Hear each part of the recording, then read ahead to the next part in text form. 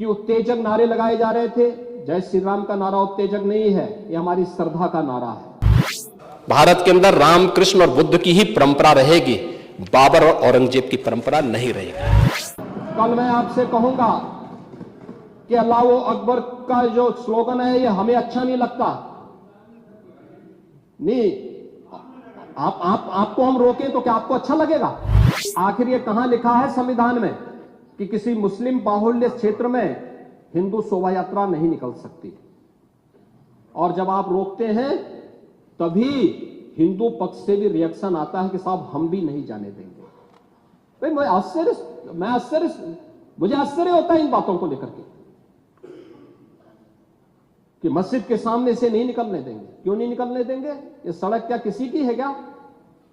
ये सार्वजनिक मार्ग है, कैसे आप रोक सकते हैं? परंपरागत बहराइच में भी वो परंपरागत जुलूस था, परंपरागत जुलूस था, वही मैं कह रहा हूं, परंपरागत जुलूस था।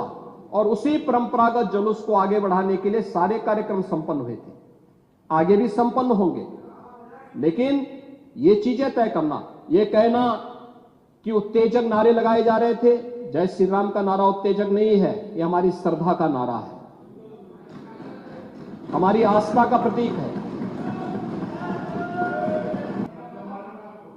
नहीं आपको नहीं, मुझे मतलब होने की आवश्यकता ही नहीं, मुझे आवश्यकता ही नहीं इसकी, नहीं मुझे इसकी आवश्यकता ही नहीं है, मुझे इसकी आवश्यकता ही नहीं, क्योंकि मेरी तो विरासत इतनी लंबी चौड़ी है, इतनी प्राचीन है कि मैं उस परंपरा को ही लेकर के चले जाऊं। मैं जय श्री राम का नारा, हर हर महादेव का नारा और राधे राधे राधे राधे के संबोधन से ही अपना पूरा जीवन काट सकता हूं। मुझे किसी और स्लोगन की आवश्यकता ही नहीं है। मुझे कोई अन्य नारे की आवश्यकता ही नहीं है, कोई अन्य संबोधन की आवश्यकता नहीं। लेकिन मैं आपसे कहना चाहता हूं, कल कोई आपसे कहेगा, कोई हिंदू भी ये कहेगा कि साहब हमें भी परेशानी है, आप लोग मत बोलिए, क्या आपको अच्छा लगेगा?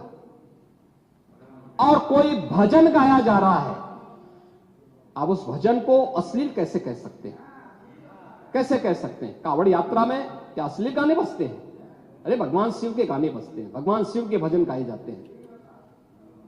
दुर्गा पूजा के दौरान तो शोभा यात्रा निकलती है, जगत जननी मां भगवती दुर्गा के आरतियां बजती हैं, उनकी चालीसा बजती है, हनुमान चालीसा बजता है। ये हमारे यहां शक्ति के प्रतीक भी है और भक्ति के प्रतीक भी है। नहीं तो वही तो ऐतराज है, समस्या तो उसी बात को लेकर के है, सारा विवाद तो उसी बात को लेकर के है, सारा विवाद तो उसी बात को लेकर के है। और मुझे लगता है आपने बाबरनामा पढ़ा होता तो आप मुझसे बहस करते ही नहीं, जिसमें स्वयं मीर बाकी के द्वारा हरिहर मंदिर तोड़ने का जिक्र किया गया है। क्या बात करते हैं आप?